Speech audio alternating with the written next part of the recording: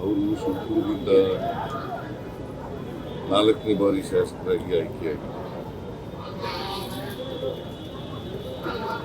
ರಾಜಕೀಯದಲ್ಲಿ ಬಹಳ ಸಂಭಾವಿತ. ಯಾವಾಗಲೂ ಕೂಡ ನನ್ನ ಭೇಟಿಯಾದಾಗೆಲ್ಲ ಕ್ಷೇತ್ರದ ಅಭಿವೃದ್ಧಿ ಬಗ್ಗೆ, ಜನರ ಸಮಸ್ಯೆಗಳ ಬಗ್ಗೆ ಯಾವಾಗಲೂ ಕೂಡ ತಲೆಬರು, ವಿಶೇಷವಾಗಿ ನೀರಾವರಿ ಬಗ್ಗೆ ಎಲ್ಲ ಹೆಚ್ಚು ಮಾತನಾಡಿ ಅವರು ಕಳೆದ ಬಾರಿ ಸೋತಾಗಲೂ ಕೂಡ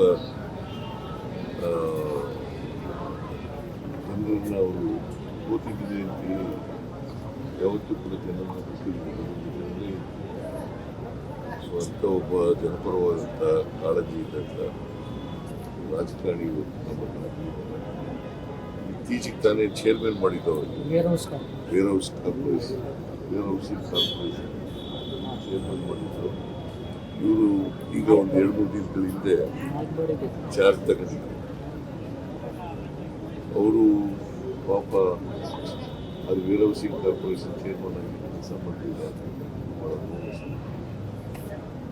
ಅವರು ಇಷ್ಟು ಬೇಗ ನಮ್ಮನ್ನೆಲ್ಲ ಅಗಲ್ತಾರೆ ಅಂತಕ್ಕಂಥ ಅನಿಸಿಕೆ ನಮಗೇನು ಗೊತ್ತಾಗಿ ನಿರೀಕ್ಷೆ ಇದ್ದು, ನಾನು ನಿನ್ನೆ ತಾನೇ ಬಂದಿದ್ದೆ ಆಸ್ಪತ್ರೆಗೆ. ನಿನ್ನೆ ಸ್ವಲ್ಪ ಮೊನ್ನೆ ರಾತ್ರಿ ರಿಕವರ್ ಆಗಿತ್ತು. ನಮ್ಮ DK ಶಿವಕುಮಾರ್ ಎಲ್ಲ ಚೆನ್ನಾಗಿ ಮಾತಾಡಿದ್ದಾರೆ. ಆದರೆ ನಿನ್ನೆ ಮತ್ತೆ ಅನ್ಕಾನ್ಸಿಯಸ್ ನಾನು ನಿನ್ನೆ ಬಂದಿದ್ದಾಗ ಅವರು ಮಾತಾಡೋ ಪರಿಸ್ಥಿತಿ ಇರಲಿಲ್ಲ. ನಿನ್ನೆ ನೋಡ್ಕೊಂಡು ಹೋಗಿದ್ದೆ.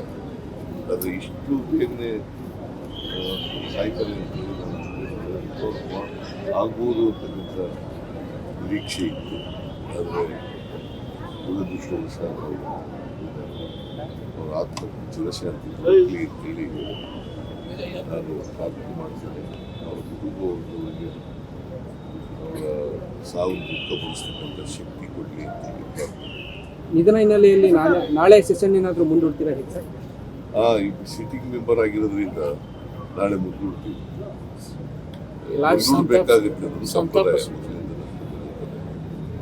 ಸಿಟ್ಟಿಂಗ್ ಮೆಂಬರ್ ಕಾಲುವಾಗ ಅಸೆಂಬ್ಲಿ ನಡೆಸಲ್ಲ, ಸಭೆ ಅಂದರೆ ನೆಕ್ಸ್ಟ್ ಬುಧವಾರಕ್ಕೆ ಮಂಗಳವಾರ ಇದೀಗ ರಾಜ್ಯಸಭಾ ಎಲೆಕ್ಷನ್ ಇದೆ.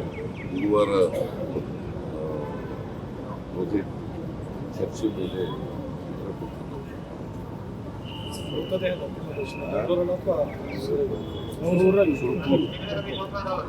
ಯಾದಗಿರಿ ಜಿಲ್ಲೆ ಸುರ್ಪುರ್ ಕಾನ್ಸ್ಟಿಟ್ಯೂನ್ಸಿ ನಾಳೆ 4 ಗಂಟೆಗೆ ಅವರ ಅಂತ್ಯಕ್ರಿಯೆ. If you like this video ಬೇಗ ಲೈಕ್ ಮಾಡಿ, ಕಾಮೆಂಟ್ ಮಾಡಿ, ಶೇರ್ ಮಾಡಿ ಹಾಗೂ ಯೋಯೋ ಟಿವಿ ಕನ್ನಡವನ್ನು ಸಬ್ಸ್ಕ್ರೈಬ್ ಮಾಡಿ.